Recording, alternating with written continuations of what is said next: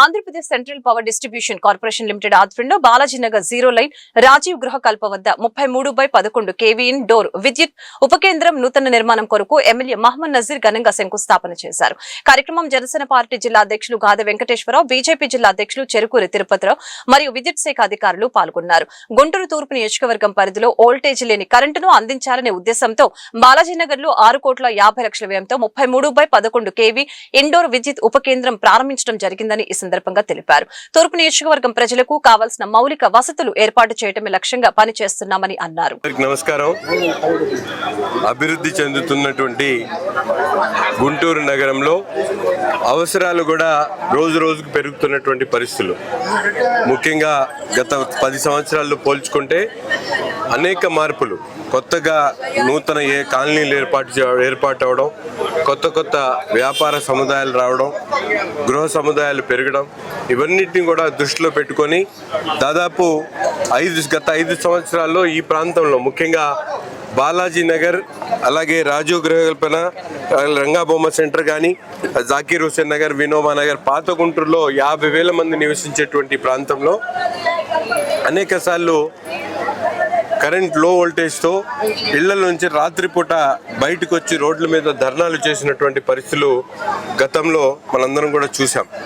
అటువంటి పరిస్థితుల్లో ఆనాడు ప్రతిపక్షంలో ఉన్నటువంటి కూటమి నాయకత్వం యావత్తు కూడా అనేక ఉద్యమాలు చేసినటువంటి పరిస్థితులు.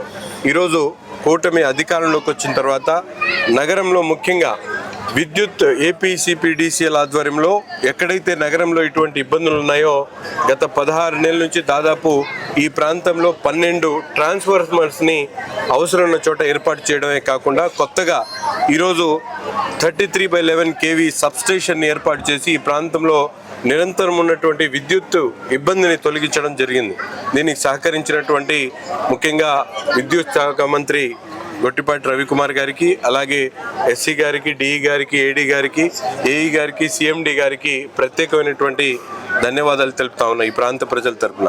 ఎందుకంటే విద్యుత్ అనేది ప్రతి ఒక్కరికి కూడా నిత్యావసరంలాగా ప్రతిరోజు కూడా ఉన్నటువంటి వస్తువులు కాలిపోయి లబోమద్దిపోమని ఇబ్బంది పడేటువంటి పరిస్థితులు ఉన్నటువంటి రోజుల్లో ఈరోజు కొత్తగా సబ్స్టేషన్ నిర్మాణం చేయడం అనేది చాలా గొప్ప విషయం.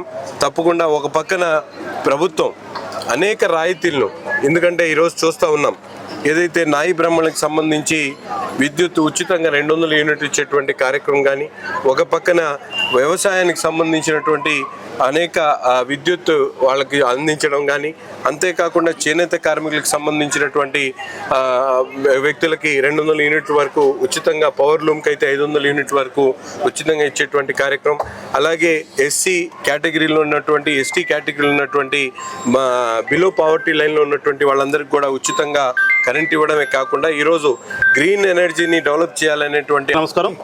ఈరోజు తూర్పు నియోజకవర్గంలోని బాలాజీ నగర్ ప్రాంతంలో తూర్పు ఎమ్మెల్యే గౌరవ నజీర్ అహ్మద్ గారి ఆధ్వర్యంలో 33/11 kV సబ్స్టేషన్కి శంకుస్థాపన కార్యక్రమం జరిగింది. వస్తు చూసాం. ఇదివరకు ఉన్నటువంటి డ్రైనేజీలు ఇప్పుడు ఈ రకంగా ఆధునీకరణ చెందుతూ ఉన్నాయి. అంటే ప్రజలందరూ కూడా కోరుతున్నది ఒకటే, మాకు ఉచితంగా ఏమి ఇచ్చారు అనే దానికంటే కూడా మా ప్రాంతం ఏ రకంగా అభివృద్ధి చెందుతుంది అనేది ఒకసారి మీరు బేరీజ్ వేసుకోండి. ఉచితం ఇచ్చినా కానీ 10 కేజీలు ఏదో ఇస్తాం, మీకు నచ్చింది, ఇంట్లో కూర్చుని తినే అవకాశం ఉండాలి. కానీ గతంలో ఇటు వచ్చినప్పుడు చూస్తే చాలా సందర్భాల్లో మా వాళ్ళు వచ్చి చెప్పేవాళ్ళు, ఆ డ్రైనేజ్ పొంగిపోయి ఇళ్ల మీదకి రావటం, బజార్లన్నీ నిండిపోవటం, నివాస ప్రాంతాల్లోకి వస్తే కూర్చునే పరిస్థితి కూడా లేనటువంటి పరిస్థితులు చూసాను.